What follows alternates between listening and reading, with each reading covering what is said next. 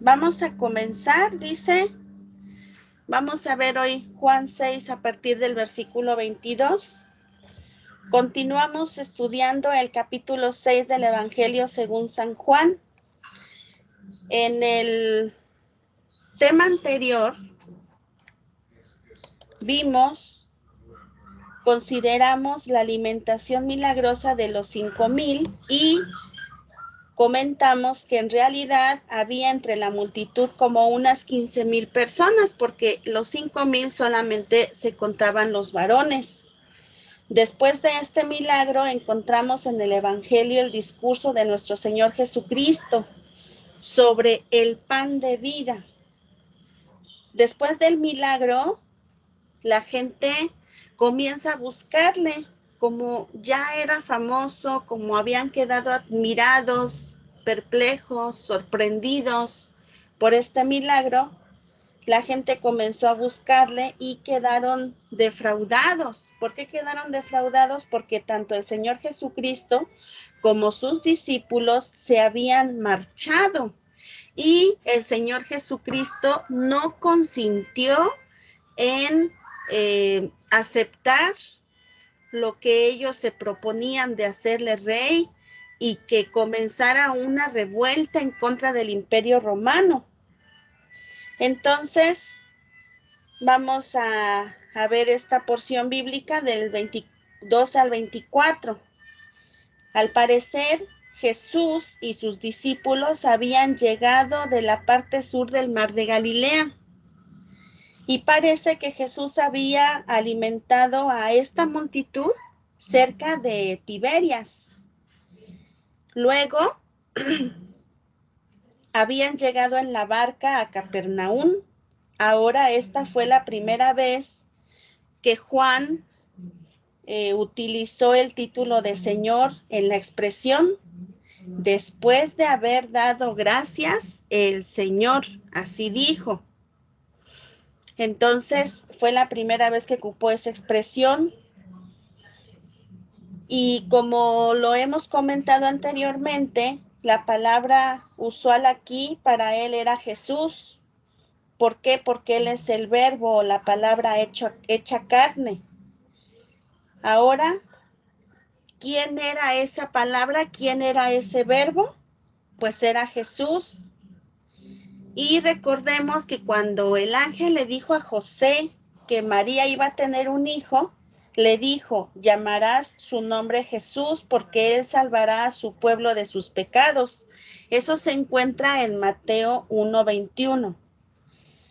Lo que realmente quería toda esa gente era saber cómo le había sido posible a Jesús apartarse de ellos, porque en el versículo 25 le preguntaron y hallándole al otro lado del mar, le dijeron, Rabí, ¿cuándo llegaste acá? Entonces, en el versículo 25, respondió Jesús y les dijo, de cierto os digo que me buscáis, no porque habéis visto las señales, sino porque comisteis el pan y os saciasteis. Entonces aquí observamos que Jesús no respondió directamente a su pregunta. Ellos le preguntaron, ¿cuándo llegaste acá? Y él no les responde esa pregunta. Les contesta y los confronta con su realidad. Porque en primer lugar, hermanos, Dios no es nadie, mejor dicho, nosotros no somos nadie para que Dios nos esté dando explicaciones de lo que hace. Él es soberano. Él es todopoderoso. Y quizá pues en ese tiempo la gente quería que le respondiera a Jesús todas sus preguntas y él se concreta a confrontarlos con su realidad, con su pecado, con su propio corazón. Y es lo que hace el Señor ahora en este tiempo con nosotros. Quizá cuando estamos pasando por una situación, cuando no entendemos algo que sucede en nuestra vida, no creo equivocarme que le hemos preguntado, oye Señor, ¿y por qué esto? ¿Y por qué aquello? ¿Y por qué me está pasando esto? ¿Y por qué le sucedió esto a mi familia? ¿Y por qué enfrenté esto? Y así le hacemos diferentes tipos de preguntas, pero él no nos responde porque los misterios le pertenecen a él. Así dice su palabra. Y lo que él siempre va a procurar hacer es confrontarnos con nuestra realidad, con nuestro pecado, con nuestra condición, y es lo que él hizo aquí en esta porción bíblica. Jesús no respondió directamente a su pregunta, penetró debajo de la superficie del verdadero motivo por el cual le buscaban. La palabra que usó no fue literalmente pan, sino una que significa forraje. Dice que comieron el forraje y quedaron saciados. Su único interés de ellos era el de llenar el estómago. Entonces les dijo aquí en el versículo 27, ¿qué cosa les dijo en el versículo 27? Les dice, trabajad no por la comida que perece, sino por la comida que a vida eterna permanece, la cual el Hijo del Hombre os dará, porque a éste señaló Dios el Padre. Entonces, si traducimos esa frase, vamos a tratar de traducirla a un lenguaje más fácil. Esta no es una traducción, sino más bien una manera de resaltar el sentido de este versículo. Y vamos a tratar de traducirlo de esta manera. Dejad de trabajar por la comida que se acaba. Trabajad por la comida que permanece para la vida eterna, la comida que el Hijo del Hombre os dará, porque en él Dios el Padre ha puesto su sello, ha puesto todo su contentamiento, su voluntad ha sido puesta en el Hijo. Este versículo puede malinterpretarse si se toma solito, porque podría la gente decir, bueno, pues aquí dice que no trabajemos por la comida que perece, así que no hay que trabajar. No es lo que está diciendo Dios, no es lo que Él en su bendita voluntad inspiró en su palabra, sino lo que Él quiere decir es que nuestra devoción, nuestro corazón esté puesto más en la comida que Dios nos da a través de su palabra. Trabajar tenemos que hacerlo, porque Dios en su palabra nos mandó, y desde el Edén, desde el primer matrimonio que Él formó, desde que Él formó al primer hombre, Él lo puso a trabajar, y el trabajo es una bendición. Pero nuestro corazón, ¿a dónde está? Nuestras ilusiones, nuestro objetivo, nuestra meta, nuestro pensamiento, el más profundo de nuestro deseo, ¿en dónde se encuentra? ¿En el trabajo, en lo secular o en hacer la voluntad de Dios? Creo que es una bendición cuando somos responsables en nuestro trabajo, cuando somos diligentes en cumplir lo que se nos encomienda en un trabajo o en el negocio que tengamos. Pero Dios nos está aquí poniendo una prioridad. Dice, sino por la comida que a vida eterna permanece.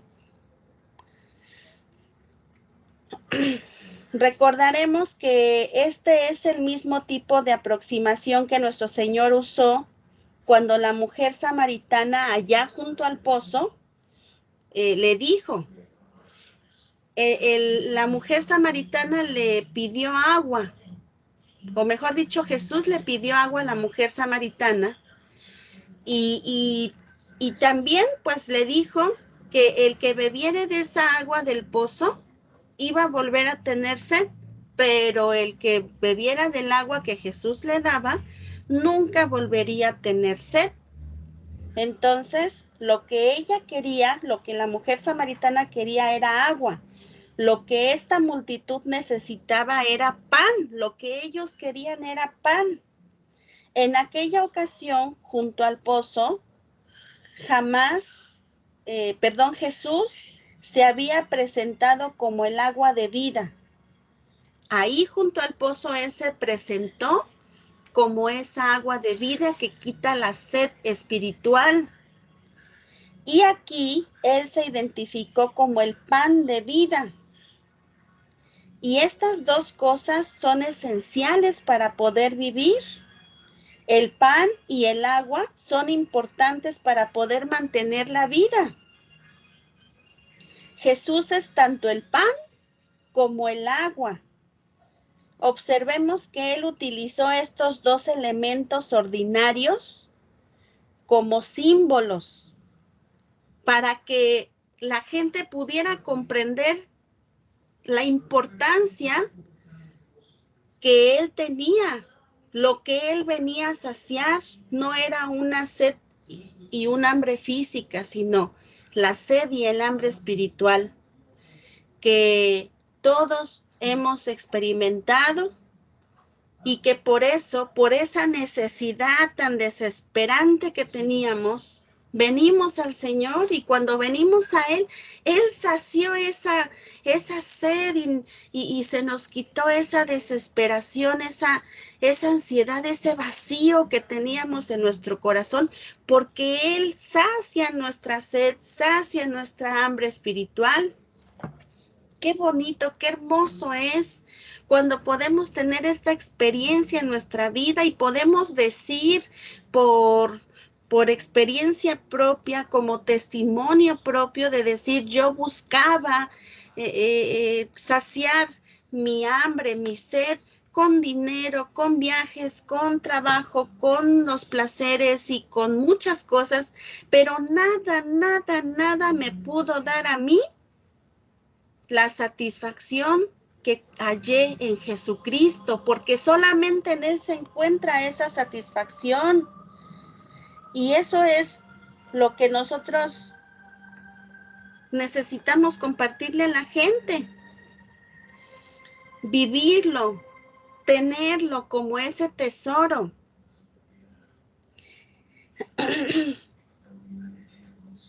Entonces, también el pan y también el agua es la palabra, y la palabra fue hecha carne.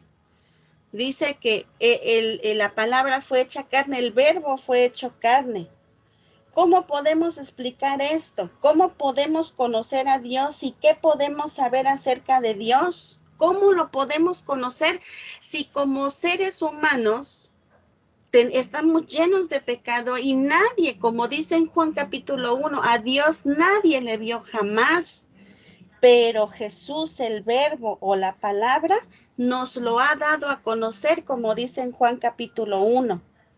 Entonces, Jesús, el verbo, llega donde nos encontramos, baja de su reino, se despoja de su gloria y llega donde nos encontramos, se comunica con nosotros de una manera que podamos entender. Él se humilla y hace que adopta nuestro lenguaje, adopta todas nuestras vivencias, como lo es el agua, el pan, la vid. Él toma todos estos ejemplos para que podamos comprender lo que Él nos quiere decir, el mensaje que nos trae. Y entonces Jesús dijo que Él era el agua y que Él proveía el agua viva. Dijo también que Él era el pan, y ahora nosotros sabemos lo que es el agua y lo que es el pan. Qué beneficio, qué satisfacción tan grande nos trae Él. Después viene una expresión, una pregunta en el versículo 28. Entonces le dijeron, ¿qué debemos hacer para poner en práctica las obras de Dios? ¿Qué debemos de hacer?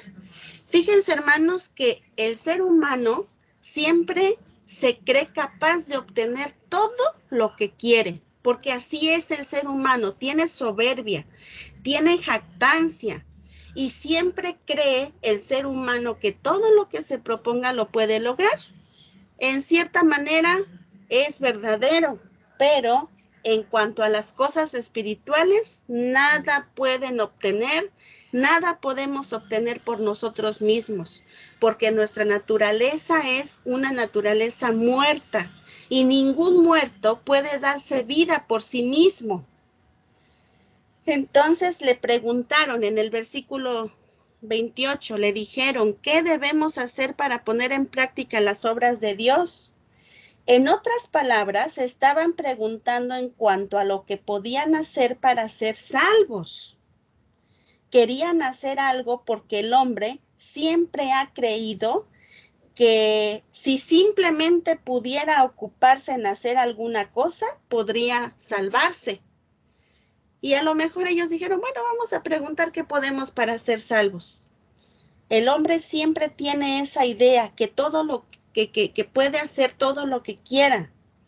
El hombre se cree enteramente capaz de lograr su propia salvación, se cree completamente capaz para hacerlo, se cree competente para hacerlo y cree que Dios va a aceptar sus obras para poder lograr obtener la salvación.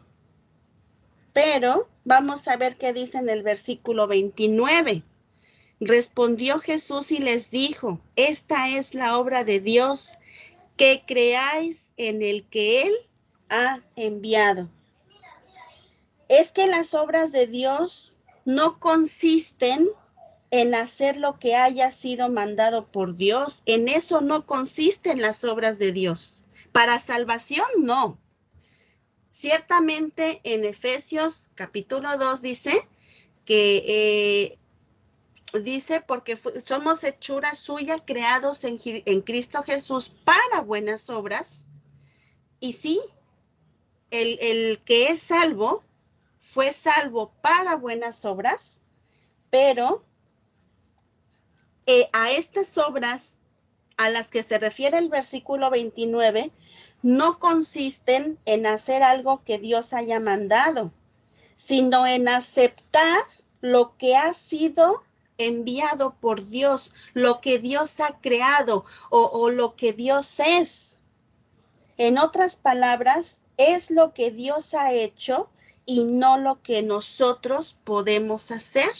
Creer en lo que Dios hizo. En eso debemos de creer. Es la obra de Dios y no las obras del ser humano.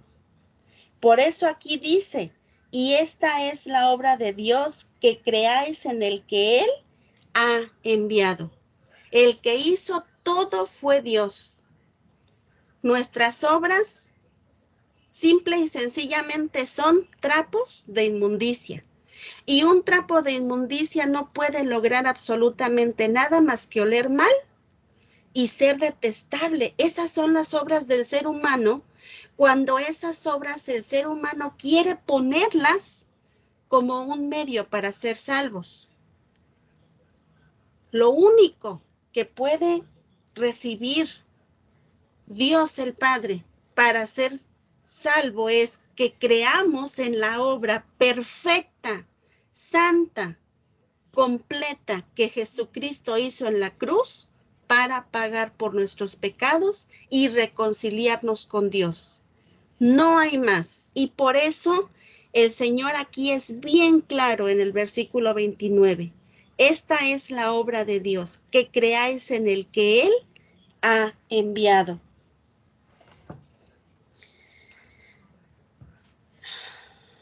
Entonces,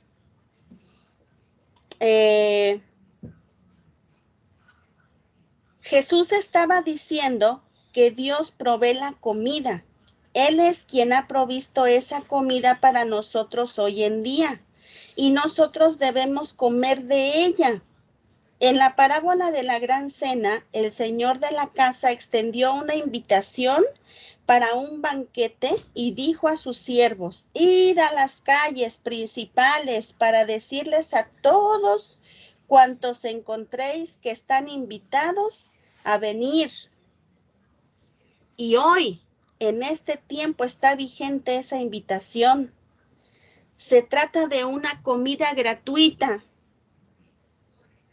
Se trata de una comida espiritual, pero que es gratis, porque Jesús ya la pagó con su propia vida.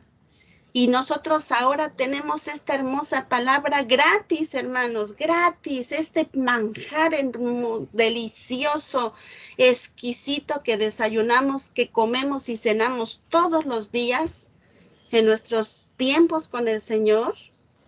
Es gratuito, este pan, esta agua, es gratuita. Ahora vamos a ver la respuesta de aquella gente en el versículo 30. Dice, le dijeron entonces: ¿qué señal pues haces tú para que veamos y te creamos? ¿Qué obra haces? Debemos enfatizar que esta pregunta revela la dureza del corazón humano.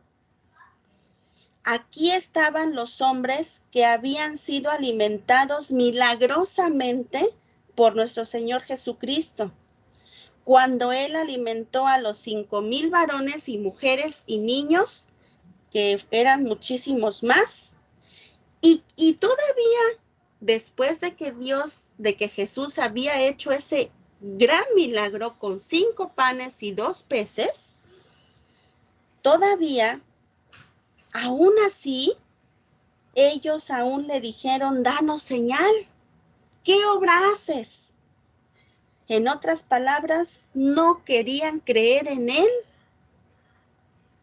De ninguna manera querían creer en Él. Y después hablaron en cuanto al pan material. Y así es el ser humano. Nosotros no podemos creer por lo que vemos. Ya vimos aquí y vemos a lo largo de los evangelios que el ser humano puede presenciar el milagro más grande, más admirable. Pero el corazón del ser humano es duro, su cerviz es dura. Y a lo mejor el ser humano desea milagros por la curiosidad, por la morbosidad, pero realmente no es para creer.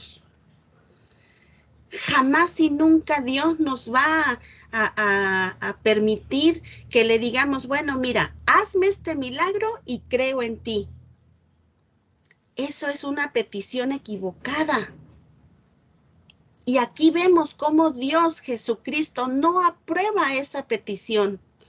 No aprueba lo que le están diciendo las personas, porque ellos acababan de presenciar un milagro y sin embargo le volvieron a pedir otra señal. Y Dios no cumple caprichos. Y Dios jamás va a consentirnos en estar dándonos y dándonos milagros para que creamos en Él. El que cree en Él va a creer porque el Espíritu de Dios convence al ser humano de pecado, de justicia y de juicio, como dice en su palabra en el Evangelio de Juan. Y porque Él nos abre los ojos del entendimiento, nos quita la venda de nuestros ojos y nos permite verle y nos permite conocerle, y no tenemos necesidad de ningún milagro. ¿Por qué? Porque Él mismo nos abre los ojos para poder contemplar su gracia, su misericordia, su santidad, y eso nos hace postrarnos, tirarnos al suelo y decir: Señor, ay de mí que soy pecador. Una persona arrepentida, una persona convertida, va a rendirse al Señor porque reconocemos nuestra pudrición que tenemos en el corazón y decimos: Señor, perdóname por tanta maldad. Perdóname por tanto pecado, Señor, perdóname. Creo en ti, creo en tu sacrificio. Perdóname, límpiame de mi maldad. Y cada día, hermanos, a través de esta bendita palabra, cuando terminamos de leerla, cuando nos levantamos de nuestro devocional y leemos esta palabra, ¿saben que esta palabra a qué nos dirige, hermanos? Arrodillarnos ante Dios y decirle, Señor, cada vez que más leo tu palabra, me doy cuenta cuán vil soy. Me doy cuenta cuán pobre soy delante de ti, Señor. No podemos tener una actitud de soberbia, exigiéndole, queriéndole exigir a Dios algo, porque su misma palabra nos lleva a la humildad, nos lleva a reconocer nuestra necesidad que tenemos de Él. Tristemente, en este tiempo hay campañas de milagros, de señales y milagros. Muchas veces de gente mentirosa, vividora, que solamente están poniendo ese título para que la gente lleve una ofrenda y se enriquezcan. Y muchas veces Dios permite en algunas personas que sí se efectúe un milagro, pero pasa lo de los 10 leprosos. Reciben la bendición y se van y se olvidan de Dios. Entonces, hermanos, no podemos nosotros requerir de Dios y exigirle lo que Él quiera hacer en nuestra vida, lo va a hacer. Y lo que no quiera hacer, no lo va a hacer. ¿Por qué? Él sabe por qué. Cuánto nosotros quisiéramos que se hiciera algún milagro en nosotros, ¿verdad? Y algún deseo que haya en nuestro corazón. Pero Dios quiere que le sigamos por fe, no por vista, no porque veamos.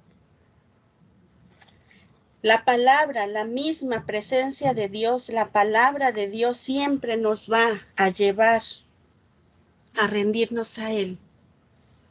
Y cada día, al mirarnos en ese espejo, decirle, Señor, ten piedad de mí y ayúdame. Ayuda mi incredulidad, perdona mis pecados, cámbiame, transfórmame. Ya no quiero ser igual, Señor, ya no quiero seguir siendo el mismo. Tu palabra me está revelando cuán vil soy.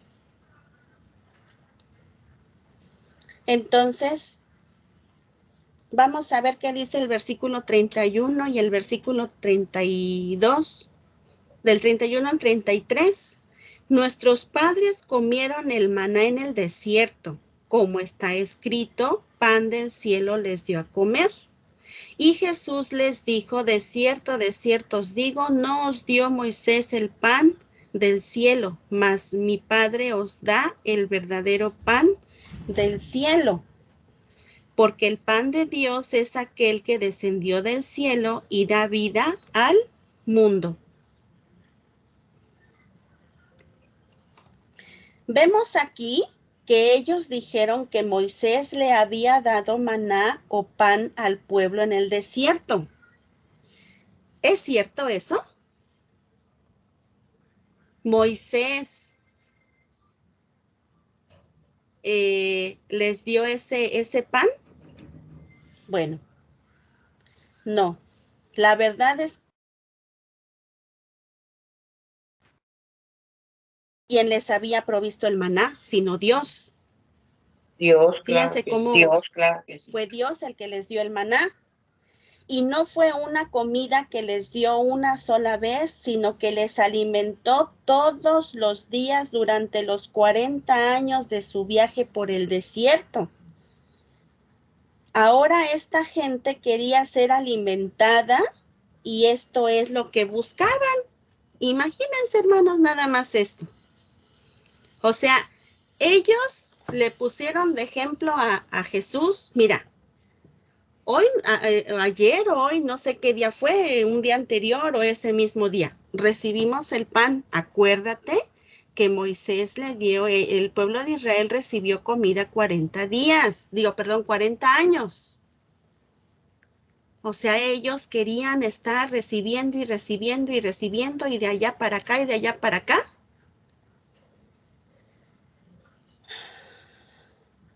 Ahora esta gente quería ser alimentada y eso es lo que buscaban. Y Jesús les aseguró que el maná les había preservado la vida en los tiempos de Moisés y que la provisión de comida había sido un regalo de Dios. El maná les dio vida física a los que atravesaron el desierto. Pero en esta nueva época que estaban viviendo el pueblo de Israel, los judíos, el Señor Jesús les daba la vida espiritual como pan de Dios que había descendido del cielo. Ahí está bien claro, hermanos, pero más que claro que Dios, Jesucristo, no descendió del cielo para prosperarnos, para que tengamos riquezas, para que seamos millonarios. Él no vino a eso. Tristemente,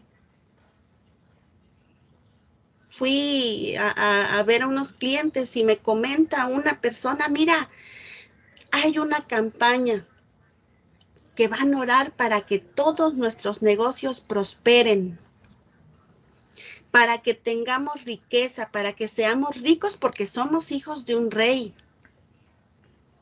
¡Qué mentira tan más vil! Porque Jesucristo no descendió del cielo para hacernos ricos económicamente o aquí en este mundo. Él vino a proveernos el mejor pan, el agua más deliciosa. Esa agua y ese pan, hermanos, nos permite que podamos dormir en paz.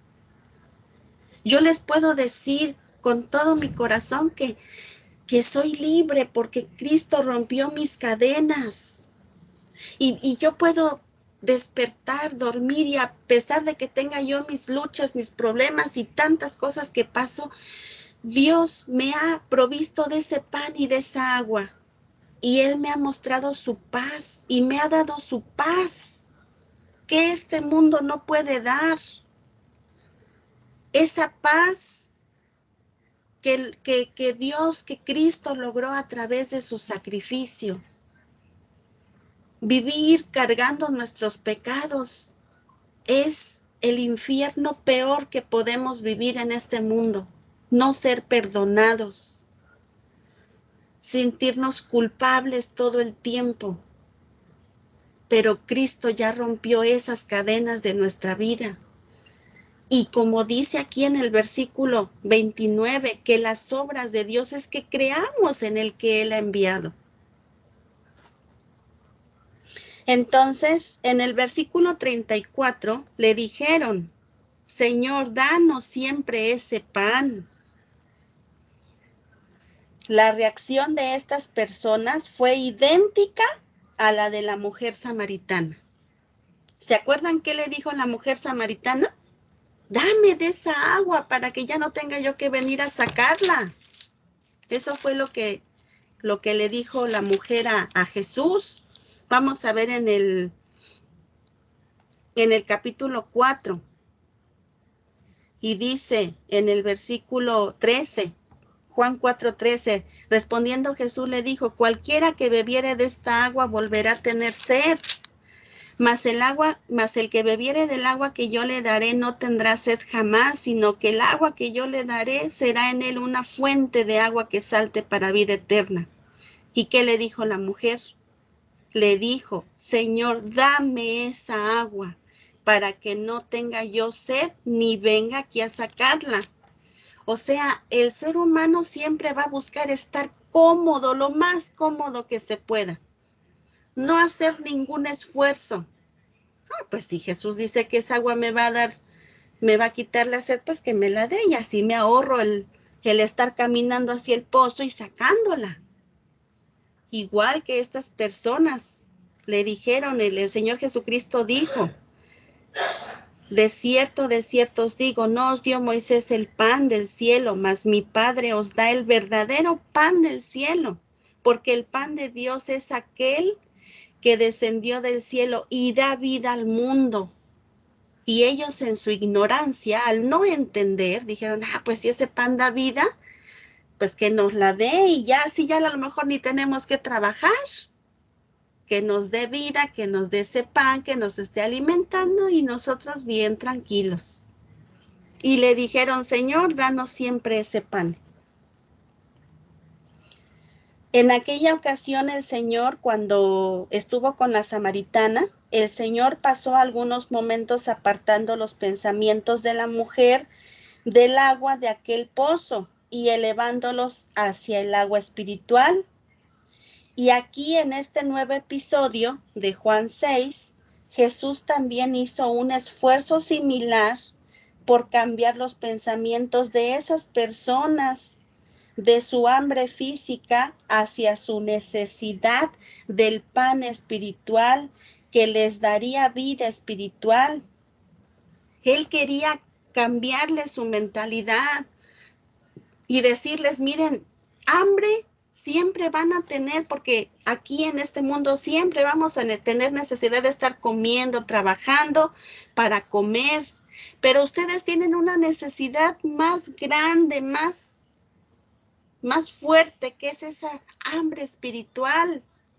Y él quería hacerles entender esa hambre, que ellos fueran confrontados con su realidad, pero ellos estaban cegados porque ellos solamente pensaban en saciar el hambre, como fueron saciados con la multiplicación de los panes y los peces, pues ellos dijeron, pues de aquí somos. Qué padre, ¿verdad? Que nos dio de comer y ojalá que así sea mucho tiempo. Ellos no veían su necesidad espiritual. Que Dios nos ayude, hermanos, a que cada día nosotros veamos nuestra necesidad. Ciertamente, sí tenemos que trabajar en lo secular, pero cada mañana, al abrir nuestra Biblia, que su palabra siempre nos confronte con nuestra necesidad espiritual que tenemos de Él. Y cada mañana arrodillarnos y decirle, Señor, sí, mi necesidad por ti es grande. Yo no quiero comenzar mi día sin ti, Señor. Necesito de ti, necesito de tu palabra. Porque, hermanos, ¿qué pasa cuando no leemos en la mañana una porción bíblica? ¿Qué pasa cuando no tenemos nuestro devocional? Sentimos que tenemos hambre y nos sentimos incompletos. Porque el alimento para nuestra alma, nuestro desayuno, nutritivo, exquisito, delicioso, es esta hermosa palabra. Y al momento de orar, le expresamos a Dios lo que entendimos, esa necesidad que nos hace, que nos revela a través de esa bendita palabra. Entonces, hermanos, Dios nos ayude a nosotros a poder entender cada día la necesidad que tenemos de Él. Del pan espiritual, del agua espiritual, de su palabra, de su presencia. Vamos a ver qué les dijo en el versículo 35. Jesús les dijo, yo soy el pan de vida. El que a mí viene nunca tendrá hambre, y el que en mí cree no tendrá sed jamás. Vemos que aquí Cristo unió los dos elementos, el pan y el agua. Cristo es el maná que descendió del cielo y que dio y quien dio su vida por el mundo a fin de que nosotros, usted, hermano, hermana y yo, tuviéramos vida. Él pensó en cada uno de nosotros por amor, porque nos amó desde antes de la fundación del mundo. Y mi mente, cuando yo hablo con Dios, le digo, Señor, ¿cómo es posible que tú me amaste habiendo millones, billones de personas? Tú me viste a mí, porque así es la gracia de Dios. Así es la misericordia de Dios. Me viste a mí, Señor. Me viste a mí así, con mi pudrición, con mi apeste, con mi pecado. Me viste, Señor, y me amaste.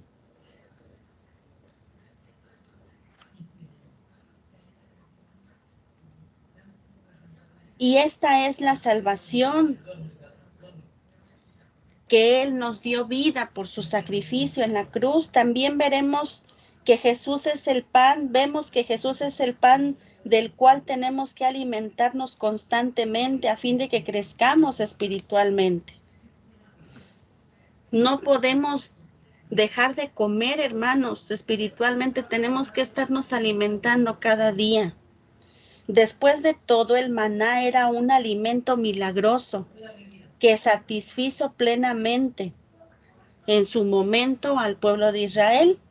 Cuando los israelitas entraron en la tierra prometida, les fue dado el fruto de la tierra, espigas, nuevas tostadas, que era un símbolo de la palabra de Dios. Pero hay muchos hoy en día a quienes no les gusta el fruto de la tierra, a quienes no les parece ese alimento, como cuando a un niño, ¿verdad? Se le dan brócoli, calabacita, zanahoria y se le pone a un lado una hamburguesa, pues a veces prefieren esa, la hamburguesa, porque la comida, el alimento, la verdura, los vegetales no les gusta. Pero dice la palabra de Dios que Él es el pan de vida. Siempre busquemos esta palabra, hermanos. En el amor de Cristo se los pido. No nos queramos alimentar con falsas enseñanzas. La palabra viva, eficaz, nutritiva, deliciosa, exquisita, que solamente nos va a poder nutrir y hacernos crecer, es la palabra de Dios. No hay otra que nos puede nutrir ni hacer crecer como esta palabra. No hay. Pueden haber personas que utilicen palabras infladas, llamativas, que prometan y digan mentiras, que emocionen a multitudes, que se dejan llevar por esas falsas predicaciones nefastas, mentirosas. Pero Dios nos da el permiso, tenemos la libertad de tener una Biblia en nuestra casa. Ahí está el alimento puro, limpio, verdadero.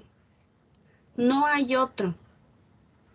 Tengamos mucho cuidado de con qué nos estamos alimentando, hermanos. Mucho cuidado. Que Dios nos ayude a alimentarnos cada día de su palabra. Vamos a parar aquí.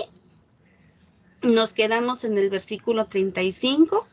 Y bueno, más adelante vamos a ir así, versículo por versículo, de este pasaje bíblico del pan de vida, para que podamos aprender y entender lo que Dios nos quiere decir.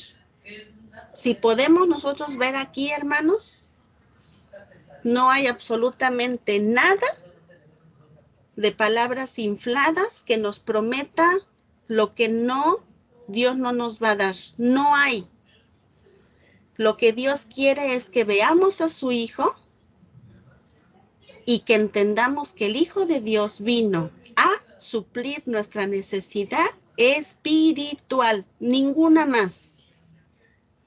Él suple nuestra necesidad espiritual y ya, al creer en Él como añadidura, nada más Él nos proveerá de lo demás. Y nos va a dar lo que nos falta, no lo que no nos falta, no lo que no necesitamos. El Señor es muy claro, hermanos, y esta palabra nos centra en el Señor Jesús y en la necesidad que tenemos de Él. Nada más nos centra en eso, no en algo más, hermanos. Que Dios nos ayude cada día a alimentarnos de esta palabra y de estar conociendo, viendo nuestra condición humana, nuestra necesidad de Dios, y que estemos comiendo, disfrutando, tomando esa agua y ese pan de vida para que crezcamos en la gracia y en el conocimiento de Dios.